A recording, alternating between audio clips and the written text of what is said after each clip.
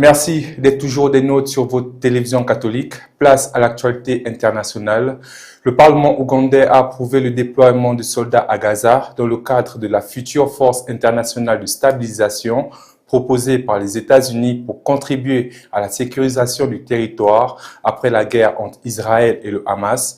La décision constitue la première indication publique de la volonté de l'Ouganda de participer à cette force internationale. Détail en reportage.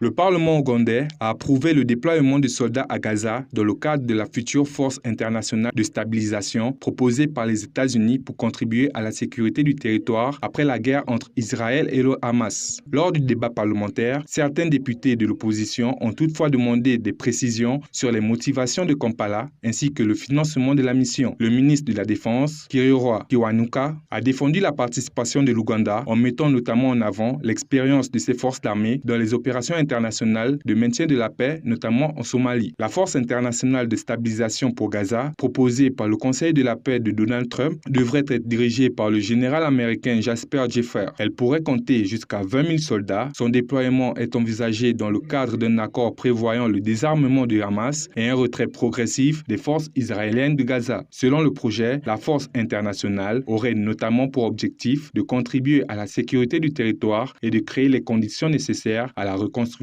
et à une paix durable. La mise en œuvre de cette mission reste confrontée à plusieurs incertitudes, notamment en raison des préoccupations sécuritaires exprimées par Israël et des questions liées au désarmement des groupes armés de Gaza. Le Maroc se dit prêt à coopérer avec l'Espagne et ses partenaires européens pour identifier et organiser le retour des mineurs marocains non accompagnés actuellement présents à Ceuta. Cette annonce intervient après l'arrivée massive de migrants dans cette enclave espagnole située en Afrique du Nord. La suite en reportage.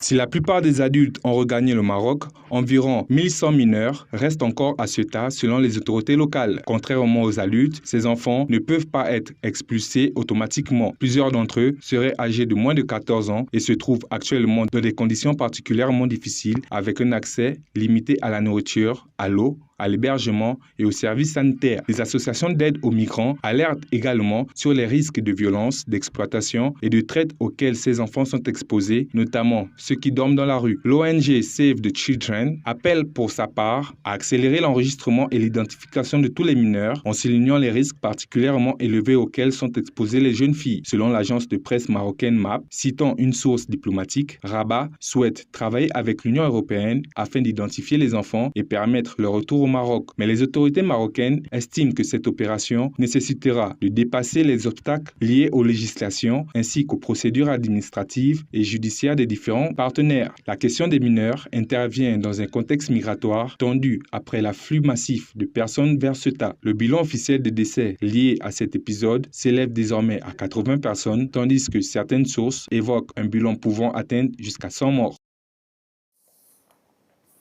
Avant de refermer cette édition, retour sur les temps de l'actualité de ce jour.